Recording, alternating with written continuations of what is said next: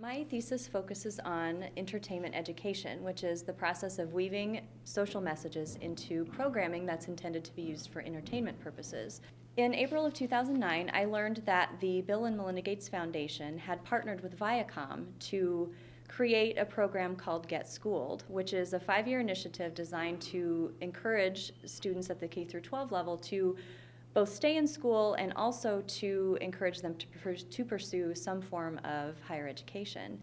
They not only are targeting the individual level, but they're also trying to change the system. There are systematic changes they're trying to make in addition to encouraging these students to stay in school. The more I learned about the processes they were using to encourage the students to stay in school and also change the system, I became troubled by some of the strategies they were using. So I went to Olaf and we discussed doing this project as a thesis, and the more layers we uncovered, the more troublesome this became.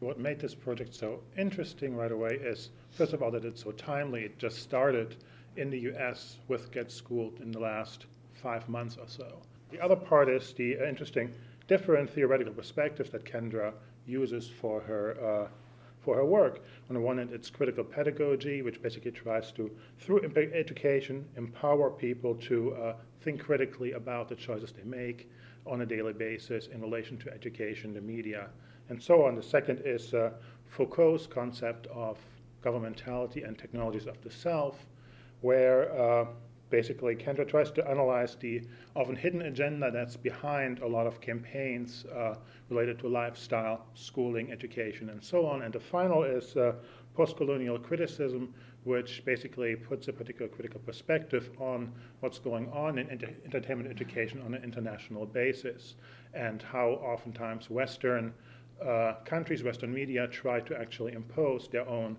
ideas on developing countries, former colonial countries. One of the entertainment education interventions that I ran across during my research aired in Ecuador in 2008. It was a radio drama called Toque Mágico, and it was a drama set in a school of wizardry and witchcraft, which sounded a lot to me like the Harry Potter Hogwarts school for witchcraft and wizardry.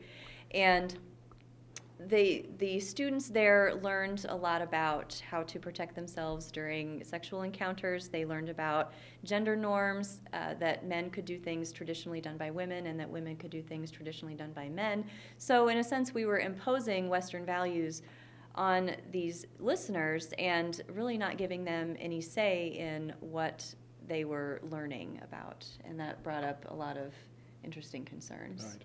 So one of the problems that we see with entertainment education is that they always provide programs devised in Western countries with particular values that ultimately get imposed on third world countries, developing countries, and they forget to ask the natives what it is they actually want.